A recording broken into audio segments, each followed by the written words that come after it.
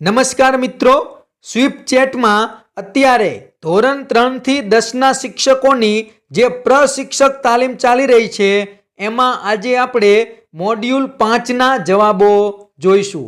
તો મિત્રો, તમે આ ચેનલ સબસ્ક્રાઇબ ના કરી હોય તો જરૂરથી સબસ્ક્રાઇબ કરી લેજો। તો ચાલો આજે આપણે મોડ્યુલ 5ના જવાબો જોઈએ। પ્રશ્ન 1, શિક્ષણમાં અનુબંધના અસરકારક અમલ માટે અનુબંધના અમલીકરણનો કયો તબક્કો સૌથી મહત્વનો છે? તો એમાં જવાબ આવશે શિક્ષણમાં અનુબંધના અનુભવો પર ચિંતન। પ્રશ્ન 2, શિક્ષણમાં અનુબંધની તકોની ઓળખ કરવા શિક્ષકે શું કરવું જોઈએ? તો એમાં જવાબ આવશે ABC ત્રણેય। પ્રશ્ન 3, નીચેનામાંથી કયું શિક્ષણમાં અનુબંધનું લક્ષણ નથી? તો એમાં જવાબ આવશે જ્ઞાનને જુદા જુદા ખંડોમાં જોતા શીખવે છે। પ્રશ્ન 4, એક શાળાના શિક્ષકો સાથે મળી તેમના વિષયોમાં આવતા સામાન્ય વિષયવસ્તુના અધ્યાપન માટે વિશેષ આયોજન કરે છે। અનુબંધનો આ કયો પ્રકાર છે? તો એમાં જવાબ આવશે આંતર વિષય ક્ષેત્રીય અનુબંધ। પ્રશ્ન 5, વિજ્ઞાનના એક શિક્ષક વર્ગખંડ કાર્ય દરમિયાન આગળના પ્રકરણનો સંદર્ભ લઈ ભણાવે છે। અનુબંધનો આ કયો પ્રકાર છે?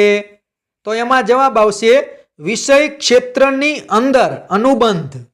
પ્રશ્ન 6, જુદા જુદા વિષયોમાં અમુક સામાન્ય વિષયવસ્તુ આવે છે જેને જે તે વિષયના શિક્ષક પોતાના વિષયના દ્રષ્ટિકોણથી શીખવે છે। અનુબંધનો આ કયો પ્રકાર છે?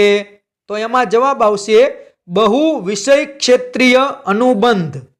પ્રશ્ન 7, સામાજિક વિજ્ઞાનના શિક્ષક વિદ્યાર્થીઓને તેમના રહેણાંકના વિસ્તારના આધારે જૂથમાં વહેંચી ચોમાસામાં તેમના વિસ્તારમાં પડનાર વરસાદના માપનનો પ્રોજેક્ટ આપે છે।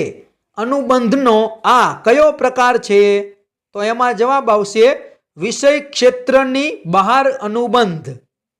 પ્રશ્ન 8, રાષ્ટ્રીય શિક્ષણ નીતિ 2020ના સંદર્ભમાં પ્રારંભિક બાળ સંભાળ અને શિક્ષણથી લઈ શાળા શિક્ષણ અને ઉચ્ચ શિક્ષણના તમામ સ્તરે શિક્ષણના અભ્યાસક્રમમાં તાલમેલ આ વિધાનનો સીધો સંબંધ શાની સાથે છે?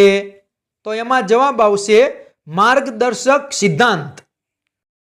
પ્રશ્ન 9, ગણિતની સંકલ્પના શીખવવા માટે શિક્ષક ગણિતના પારિભાષિક શબ્દો માતૃભાષાનો આધાર લઈને સ્પષ્ટ કરે છે।